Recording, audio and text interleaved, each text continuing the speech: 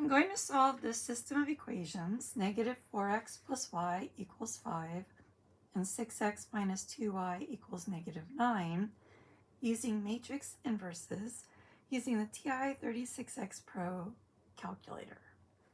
So before we can use the calculator, we do need to determine the A, the X, and the B matrices. So the A matrix is the coefficient matrix. It's the negative 4, 1, 6, negative 2 coming from the coefficients. X is the variables, X and Y. And B are the right-hand side numbers, the 5, the negative 9. So those are our matrices. And I'm going to enter those into the calculator. So to put the A matrix in, I'm going to go to the matrix menu, second math. I'm going to go over to edit. For the A matrix, I'm going to choose the A. Its dimensions are 2 rows, 2 columns. So choosing 2 rows, then choosing 2 columns. And now I'll enter those 4 numbers, negative 4, enter, 1, enter, 6, enter, negative 2, enter. I'm going to exit out. I'm going to go back in, second math, and now I'll go back over to edit and I'll enter in the B matrix. So I'll choose number 2, or you can arrow down. Now the B matrix has 2 rows and 1 column. So 2 rows, 1 column, and I'll enter in those 2 numbers, 5 and negative 9. Second mode to exit out.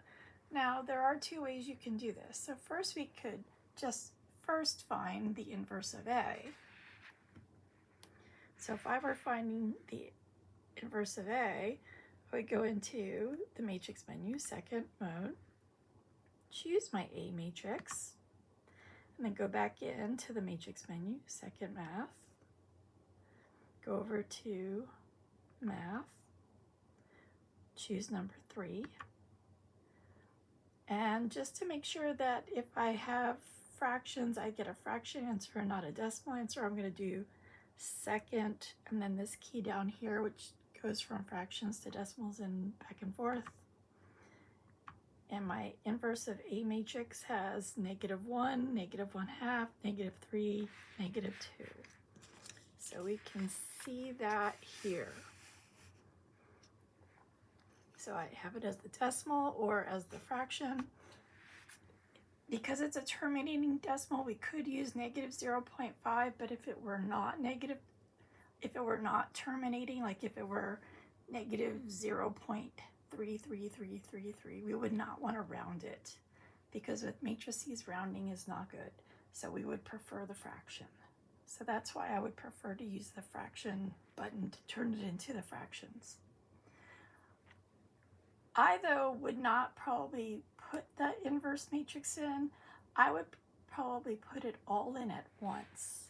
So if I go, instead of putting this in another matrix, I would just do A inverse times B and put it all in so that I would eliminate any possible rounding issue. So to do that, I'm going to go second mode to quit, go back into second math, into the matrix menu, choose the A matrix, go back in, choose second math, go over to math, choose number 3 to do the inverse. So remember, we're using this equation. So I'm going to now multiply it by the B matrix, second math. Okay, going down, choosing B.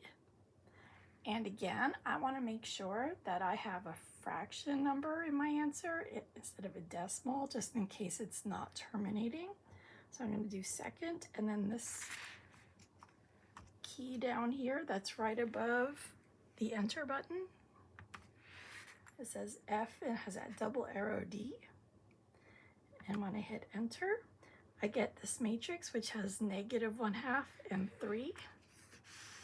It looks like this. So that means x is -1/2, y is 3, or I have the ordered pair solution, -1/2, 3. And that's what it looks like on the calculator.